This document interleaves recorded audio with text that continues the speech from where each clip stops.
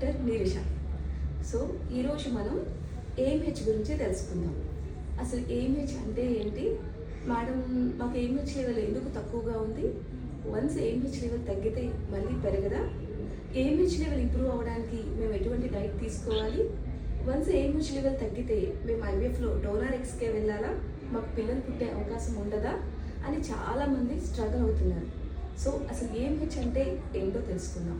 AMH అంటే anti Müllerian hormone.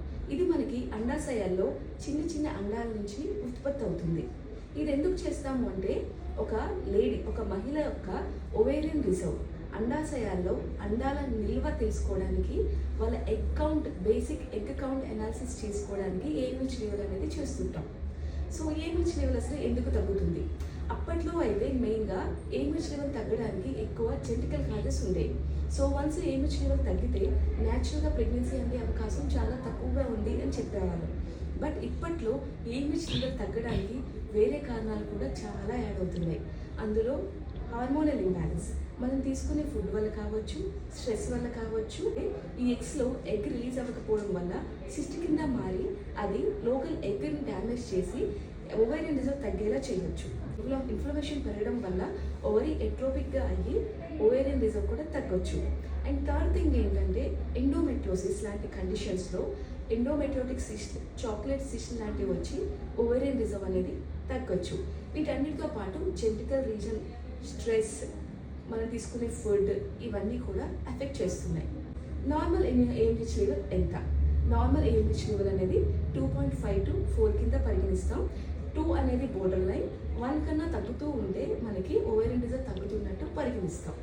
Once AMH level తగ్గితే మళ్ళీ పెరగదా, వన్స్ ఎగ్ కౌంట్ తగ్గితే మళ్ళీ పెరగదా? చెప్పాలంటే ఎగ్స్ అనేవి చాలా వాల్యుబుల్ అండి.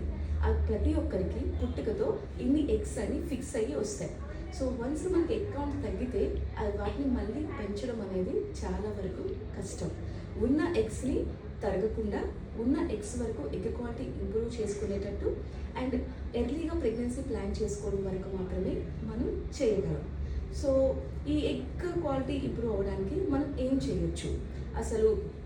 సో ఫస్ట్ థింగ్ ఏంటంటే కంపల్సరీ డైట్ అనేది ఎఫెక్ట్ చేస్తుంది. సో ఏఎంహెచ్ లెవెల్లో మనం డైట్ అనేది మంచిగా తీసుకోవడం, స్ట్రెస్ లెవెల్స్ని ఓవర్కమ్ చేయడం అండ్ మెడిసిన్స్ అనేవి జాగ్రత్తగా వాడటం వల్ల కొంతవరకు ఉన్న ఎగ్స్ వరకు మనం ఎగ్ క్వాలిటీ ఇంప్రూవ్ అయ్యి ఎగ్ని రిలీజ్, ఒక్క ఎగ్ మంచి రిలీజ్ అయినా కూడా ప్రెగ్నెన్సీ అందేలా చేయొచ్చు. చాలా రిజల్ట్స్ అనేవి ఏఎంహెచ్ 0.4, 0.5, 0.8 ఉన్న వాళ్ళకి కూడా మనం సక్సెస్ రేట్ అనేది సాధించాం. బట్ గుర్తుంచుకోండి, ఈ లక్షణాలు ఉన్నవాళ్ళు, అంటే ఏఎంహెచ్ మనకు తగ్గుతుందని ఎలా తెలుస్తుంది మేడం అని అనొచ్చు. సో ఫస్ట్ ఆఫ్ ఆల్ ఈ లక్షణాలు ఉన్న వాళ్ళు ఖచ్చితంగా ఏఎంహెచ్ టెస్ట్ చేయించుకోండి. ఫస్ట్ థింగ్, మీ ఏజ్ మోర్ దెన్ 30 years అయినప్పుడు. అండ్ సెకండ్ థింగ్, మీకు రిపీటెడ్ అబార్షన్స్ అవుతున్నాయి. థర్డ్ థింగ్, మీకు నెలసరి టైంలో పెయిన్ వస్తుంది. సో అది సివియర్ పెయిన్ అయి ఉండొచ్చు, అది ఎండోమెట్రోసిస్ వల్ల కూడా అయి ఉండొచ్చు. ప్రతిసారి ఎగ్ రిలీజ్ అవుతుంది కానీ ప్రెగ్నెన్సీ అనేది అందట్లేదు. అండ్ అన్నిటికన్నా మోస్ట్ ఇంపార్టెంట్, మీకు పీరియడ్ అనేది లేట్ అవుతుంది, వచ్చినా కూడా వెరీ స్కాంటీ లేట్ అవుతుంది. సో ఇటువంటి కండిషన్స్లో మీరు ఏఎంహెచ్ లెవెల్ అనేది తప్పకుండా చేసుకోవాలి. అండ్ మీరు ప్రెగ్నెన్సీ గ్యాప్ అనేది ఎవరైతే తీసుకుందాం అనుకుంటున్నారు, అంటే మేబీ ఫ్యామిలీ సపోర్ట్ లేకపోవడం వల్ల అయ్యి ఉండొచ్చు, ప్రొఫెషనల్గా మేము స్టేబుల్ అయ్యాక పిల్లల్ని ప్లాన్ చేసుకుందాం అనుకున్న వాళ్ళు ఖచ్చితంగా మీ ఓవేరియన్ రిజర్వ్ టెస్ట్ చేసుకున్న తర్వాతే ప్లాన్ చేసుకోండి. ఎందుకంటే వన్స్ ఓవేరియన్ రిజర్వ్ తగ్గుతుంది అంటే ఎగ్స్ క్రమేణా తగ్గుతుంటాయి తప్ప పెరగవు. సో అలాంటి వాళ్ళు ఈ గ్యాప్ తీసుకోకుండా ఎర్లీగా ప్రెగ్నెన్సీ ప్లాన్ చేసుకోవడం అనేది చాలా ఇంపార్టెంట్. అండ్ ఈ ఏఎంహెచ్ డైట్ అనేది నేను నెక్స్ట్ వీడియోలో మీకు క్లారిటీగా చెప్తాను.